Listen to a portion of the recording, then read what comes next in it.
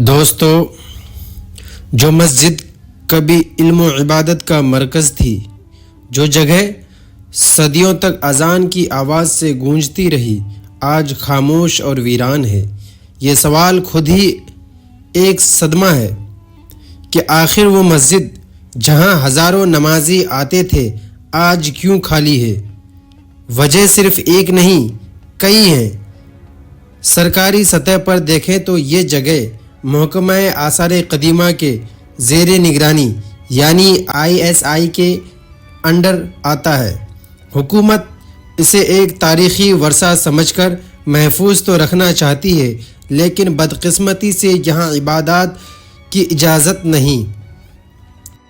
دوسری وجہ یہ ہے کہ انتظامیہ کا یہ موقف ہے کہ اگر یہاں نماز باقاعدگی سے شروع کر دی گئی تو پھر یہ صرف ایک محفوظ آثار نہیں رہے گا، بلکہ ایک فعال مذہبی مرکز بن جائے گا، جس کے لیے مکمل الگ بندوبست علمیہ اور شرعی تقاضے طور پر کرنا پڑے گی۔ لہٰذا قانونی پیچیدگیوں اور بیوروکریسی کی چکر میں یہ مسجد آج خاموش پڑی ہے۔ سوچنے کی بات یہ ہے کہ کیا ہمارے بزرگوں نے یہ مساجد صرف اس لیے بنائی تھی کہ وہ تاریخی ورثہ کہلا کر ویران پڑی رہے؟ کیا بہتر نہ ہوتا کہ یہ جگہ دوبارہ عبادات اور ذکر الہی سے آباد ہوتی؟ آخر حکومت کی ترجیحات میں یہ کیوں شامل نہیں کہ ان مساجد کو اصل مقصد کے لیے زندہ کیا جائے؟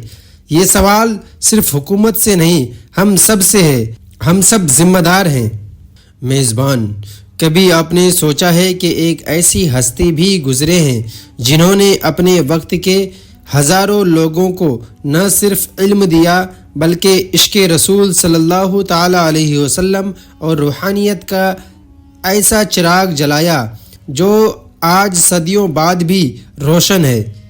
یہ ہیں حضرت مخدوم سبزواری رحمۃ اللہ علیہ۔ آئیے چلتے ہیں ان کی درگاہ اور تاریخی مسجد کی طرف، جہاں ہر اینٹ، ہر در و دیوار ایک تاریخ سناتی ہے۔ حضرت مخدوم سبزواری رحمۃ اللہ علیہ بر صغیر کے عظیم صوفی بزرگوں میں شمار ہوتے ہیں۔ آپ کا تعلق سلسلہ چشتیہ سے تھا اور آپ نے اپنی زندگی اسلام کی خدمت، تعلیم و تربیت اور خلق خدا کی فلاح و بہبودی کے لیے وقف کر دی۔ کہا جاتا ہے کہ آپ کی مجلس میں بیٹھنے والا شخص صرف دین ہی نہیں بلکہ دنیاوی علم میں بھی کمال حاصل کرتا تھا۔ یہی وجہ ہے کہ آپ کے مریدین کی ایک لمبی فہرست ہے۔ میزبان، یہ ہے حضرت مخدوم سبزواری کی درگاہ، صدیوں پرانی۔ یہ عمارات آج بھی اپنی عظمت اور شان سے کھڑی ہے۔ ہر سال ہزاروں زائرین یہاں حاضر ہو کر اپنی عقیدت کا اظہار کرتے ہیں۔ یہاں آنے والوں کا ماننا ہے کہ حضرت کے وسیلے سے ان کی دعائیں قبول ہوتی ہے، مشکلات آسان ہو جاتی ہے۔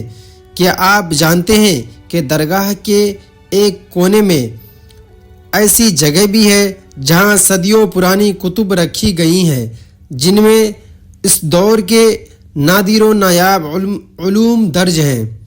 یہ صرف ایک مزار نہیں بلکہ ایک علمی خزانہ بھی رہا ہے۔